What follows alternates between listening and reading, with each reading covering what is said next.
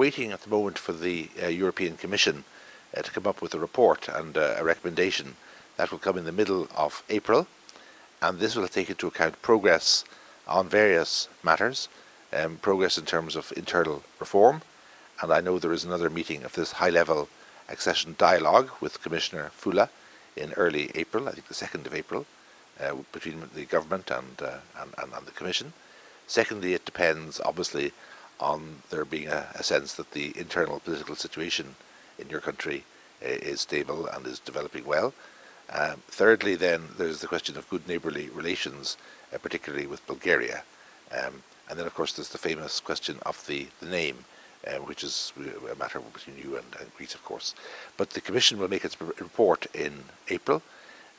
Our understanding is that this will come out in time to allow the ministers for European Affairs to discuss this for the first time in April already at that council, but then with a view to having a more comprehensive discussion in June. So I think I can't say at the moment whether what the prospects are for a positive outcome. Certainly, as the presidency, we want to see as positive an outcome as possible, but this really depends on what the Commission is able to say based on the situation and all the factors that I mentioned earlier.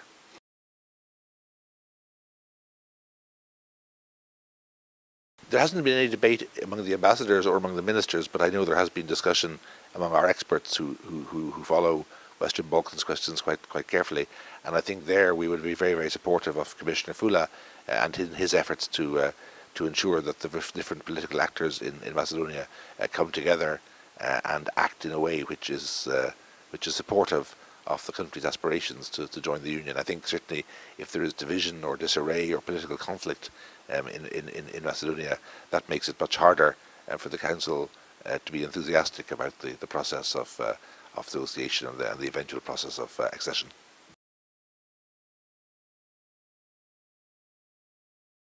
But I think, obviously, when you've had any situation which is as difficult and has been blocked for as long as possible, as long as this one has been, I think then all good ideas, all people with a role to play can be helpful.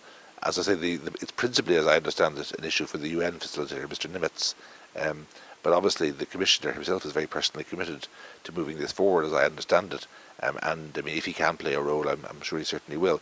But his focus is mostly on the other issues, as I understand it, on all of the substantive economic and political and administrative questions which Macedonia will have to face in the negotiations when they finally start.